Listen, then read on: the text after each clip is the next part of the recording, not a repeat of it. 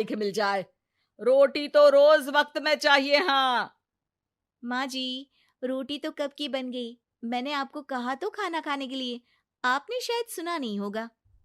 ओहो हो, जज नहीं हूं मैं तेरे कोर्ट की, सास हूं सास। कोई दलील फालतू की मत देना यहाँ। बहुत जानती हूं मैं इन वकीलों को। अपनी बात ऊपर रखने के लिए झूठ बोलने में जरा भी नहीं सोचते। तभी वहां जनक के ससुर आ जाते हैं। अरे भाग्यवान, क्यों बेचारी के काम को कोसती रहती है हमेशा।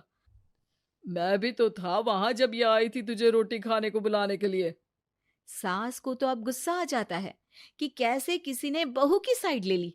अरे वाह जी वाह, वो तो मैं जानती थी कि कोई ना कोई गवाह तो ये पेश कर ही देगी। पर मैं तो अब सीधा खाना खाकर सोने जाऊंगी। मुझे आदत नहीं है किसी से बहसा बहसी करने की। पता नहीं कैसे ये वकील इतना दिमाग लगाकर खुद तो झूठ बोलते ही हैं, साथ में झूठे गवाह भी ले आते हैं। जनक को सास के ताने सुनने की अब आदत सी पड़ जाती है। एक दिन जनक वकील की ड्रेस पर काला कोट पहनकर कोर्ट के लिए निकल ही रही होती है कि अरे कहाँ चली काला कौवा बनकर। टोक दिया ना। अब कोर्ट तो वकील वाली ड्रेस पहनकर ही जाऊंगी ना। वाह भाई वाह, दामिनी तो मैंने भी देखी है। सन्नी पाजी ने ऐसा ही कोट पहना था और कहा था कि तारीख पर तारीख, तारीख पर तारीख।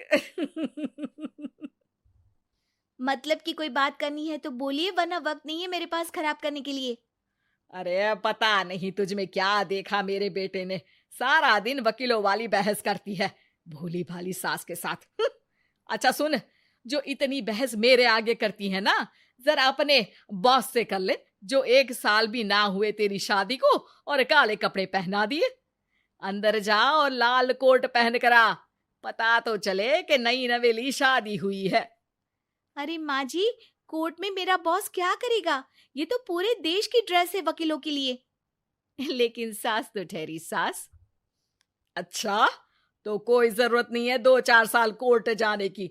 शादी थोड़ी पुरानी हो जाए तब इजाजत दे दूंगी मैं तुझे काले कपड़े पहनने की। अब क्या था, मन मारकर जनक को लाल रंग का कोट पहनकर कोर्ट जाना पड़ता है। उसके जाने के बाद आहा, बढ़िया, ये पूरे देश की ड्रेस की बात करने वाली। अरे पहना दिया ना लाल कोट।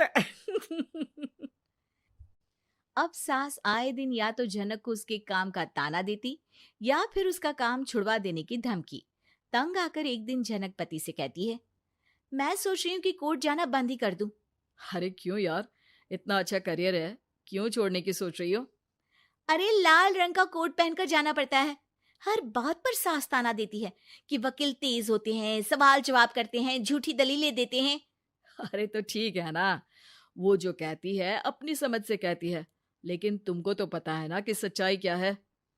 जनक को पति की बात से हौसला मिलता है कि तभी घर पर कुछ लोग आ जाते हैं। अरे आइए आइए पंच साहब, कैसे आना हुआ? अरे भाई साहब, सुना है कि आपकी बहू वकील है। तभी वहां सास आ जाती है। हाँ है तो, लेकिन क्या हुआ, फिर कहीं बहस कराई क्या? अरे हम तो खुद दुखी है उसके व्यवहार से। अरे भाभी जी, आपको तो पूरा मोहल्ला जानता है कि आप कितना बोलती है। फिर हम यहाँ बहू रानी की कोई शिकायत नहीं, बल्कि अपनी परेशानी लेकर आए हैं। ससुर जी खुश हो जाते हैं। हाँ हाँ, मैं भी बहू को बुलाता हूँ। जनक वहां आती है, सबको नमस्ते करके बैठ जाती है। बहू रानी, हमारे गांव में बड़ी मुसीबत आ गई है। अब तो पूरे गांव की जिम्मेदारी मानो तुम्हारे कंधों पर है।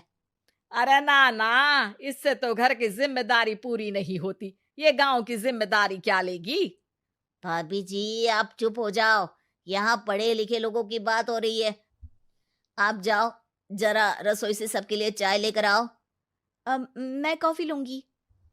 हाँ हाँ, वकील साहिबा के लिए कॉफी। सास सर पैर सब पटक कर वहां से निकल जाती है। बहू, गांव में पानी नहीं आ रहा है।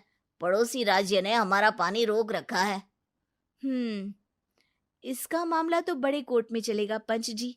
लेकिन ऐसा क्यों? वो राज्य हम लोगों से पानी के पैसे मांग रहा है। अब आधे गांव में पानी की सप्लाई खत्म हो गई है बहुरानी। अच्छा पंच साहब, बात गांव की है तो मैं जरूर केस लड़ूंगी। यहाँ एक बार फिर सास की एंट्री हो जाती है। अरे वाह जी वाह, ये काम करवा लो, आप हमारी बहू से बहुत अच्छा करती है। मैं हूं सीधी सादी सास। इस लड़की ने कैसे लड़ लड़ कर मुझे साइड कर रखा है, ये तो अब आपको पता चल ही जाएगा। अरे भाभी जी, आपकी आवाज तो पूरे गांव को सुनाई पड़ती है जब आप बहू रानी को सुंदर वचन सुना रही होती हैं। अरे वकील बहू मिली है, फक्र करो फक्र। हाँ जी हाँ, सारी फकर तो हम लोग ही करें। खैर, अब जो केस लड़ेगी और पानी गांव में आ जाता है, तो पंच साहब लिख कर देना होगा कि हैंड पाइप में सबसे पहले मेरी बाल्टी और घड़ा भरेगा। अरे फिर तो हम बहू रानी के नाम पर घर पर ही सप्लाई दे देंगे, लेकिन ये इतना आसान नहीं है। बहू, गांव के पास अभी वकील करने की भी पैसे नहीं है तो। अरे पंच साहब, ये मेरे गांव का मामला है, मैं आपसे एक भी पैसा नहीं लूंगी। सास को बहू की बात पर गुस्सा आ जाता है, लेकिन सबके जाने के बाद झनक मन लगाकर गांव की परेशानियों को दूर करने में लग जाती है। और वो दिन भी आता है कि झनक केस जीत जाती है। अरे आज तो प्लम्बर आकर घर तक पाइप लगा गया है। खुश हो जाओ, मेरे कारण तुम लोगों को घर के अंदर ही पानी मिल जाएगा।